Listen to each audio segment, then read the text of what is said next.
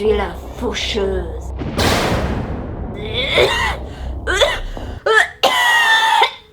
Excusez-moi un petit instant. Faut que je prenne mon petit colutoire. Ça va mieux. On va pouvoir démarrer. Ah oui, ça va mieux la gorge. Ça vous ennuie si j'enlève tout ça parce que je transpire un petit peu là-dessous? Merci.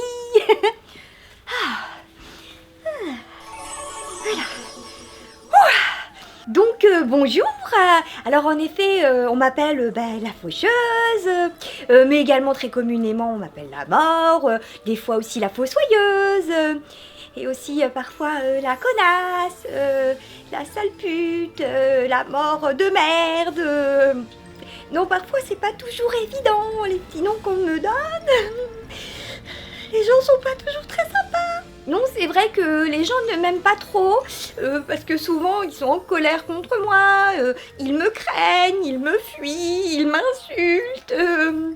Non, c'est pas tous les jours évidents. Alors oui, évidemment, je les comprends, mais je comprends aussi que moi, personne ne me comprend. Je n'ai pas d'autre choix que de faire ce que je fais. Et je suis condamnée toujours injustement.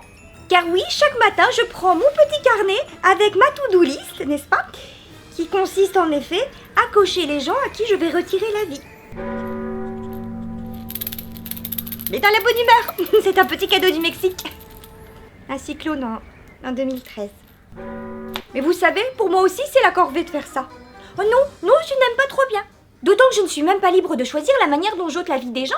Ah non, c'est pas moi qui décide. Non, ça revient à la direction encore au-dessus. Le grand architecte. Non, moi je ne suis qu'une petite employée à qui on demande de faire le sale boulot et sur qui tout le monde déverse ses craintes et ses colères. Et tout ça pendant qu'on prie le grand patron de bien accueillir ceux qui sont partis. Non, moi je trouve ça injuste. Oh non, si ça ne tenait qu'à moi, je ferais partir les gens d'une toute autre manière. Oh oui, je rêve de les faire partir la nuit, dans leur sommeil, au milieu d'un super joli rêve. Et moi je passerais comme ça et je leur toucherais délicatement le front et pouf, ils partiraient. Oh, ce serait formidable, bien sûr. Car si ça se passait comme ça, les gens n'auraient plus peur de souffrir, et donc de mourir. Et donc de moi. Mais non, au lieu de ça, tout est fait pour que les gens me redoutent. À commencer par le costume, du noir. Mais enfin, une longue toge noire à capuche. Non, du noir, mais allons, tout le monde sait que c'est tristoun. Alors il y en a qui me disent, si, faux, c'est sympa le noir, c'est amincissant. Mais je leur réponds, à quoi faire? J'ai pas besoin d'être plus mince, je suis la mort, je suis déjà un sac d'os. J'ai pas besoin. Et puis regardez les outils de travail qu'on me donne. Une faux. Ah bah non, une faux. Ah non, ça me met très mal à l'aise, ça, non. Bah, déjà c'est encombrant, et puis ensuite c'est très dangereux, ça coupe, hein. Ça dans le métro, faut faire très attention, hein. Un accident est vite arrivé, hein. Non. Alors des fois je mens. Je dis que je suis passionnée par le jardinage et que ça, c'est ma bêche. D'ailleurs ça vient de là, hein, l'expression. Manger les pissenlits par la racine. Oui. Vous savez, je ne me plains pas souvent, mais c'est vrai que parfois, quand j'entends des collègues à moi se plaindre de leur mission, de leur tenue, de leur uniforme, dis donc, ça m'électrise un petit peu, hein. Ils se rendent pas compte, hein. Ah oui, j'ai des collègues, bien sûr. Des collègues du genre ange, entité, divinité, déesse. Bien sûr, on est très nombreux dans le service. Oui. Oh non, j'ai pas du tout choisi de faire ce métier. Oh là là, pas du tout, non. Alors non, le recrutement, ça se passe pas du tout sur CV, compétences et envie, hein. Oh là là, rien de tout ça. Ah non, pas du tout. On a tous été convoqués le 8e jour après la création de l'univers autour d'un volcan pas encore activé. Là, le grand patron avait déposé dans le cratère des petits papiers avec écrit dessus la mission, la fonction, le statut, et il nous a demandé de plonger et de piocher. Et c'est comme ça qu'on s'est retrouvés à notre poste. Ah ça c'est sûr, hein, chez nous le recrutement c'est un petit peu comme le loto bingo, hein. On sait pas sur quoi on va tomber, hein. Par exemple, prenez Arès, le dieu de la guerre et de la brutalité. Et dans les faits, j'ai jamais rencontré quelqu'un d'aussi adorable. C'est quelqu'un de charmant, vraiment. Un roudoudou. Ah, vraiment, toujours en train de s'excuser. Pardonnez-moi de déclencher une guerre. Excusez-moi pour cette bataille sanguinolente. Même la guerre de 100 ans, il a essayé de la faire passer à un jour. Pareil. Pfiou, impossible. Alors qu'à l'inverse, Chronos, le dieu du temps, oh là là, j'ai jamais vu pareille flemme. Oh là là, mais quelle traîne la patte celui-là.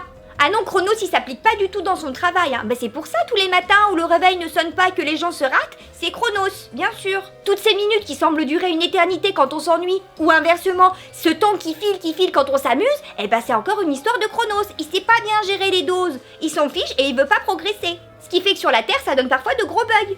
Du genre la Poste, ou la SNCF. Et Chronos, il s'en fiche, comme d'habitude.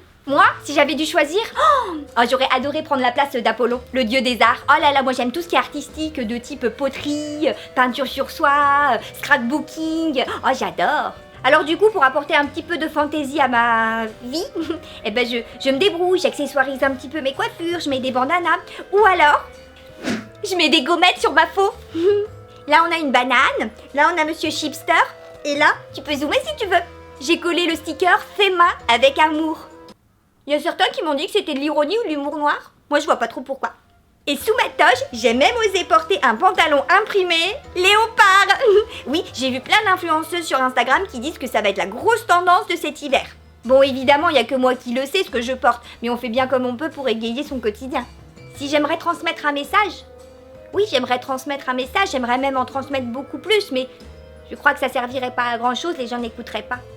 Par contre, je peux quand même dire que je suis fière d'une chose, c'est la fête que j'ai créée pour moi. Halloween. Mais chut, là-haut ils se sont pas encore rendus compte de la supercherie, ils pensent que j'ai mis en place une fête pour la mort, ouh.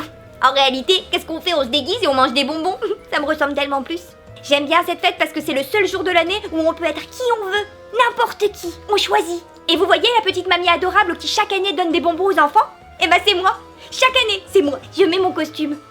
J'adore cette fête. J'adore cette fête parce que une fois dans l'année, eh ben je peux enfin enfiler mon costume de gentille.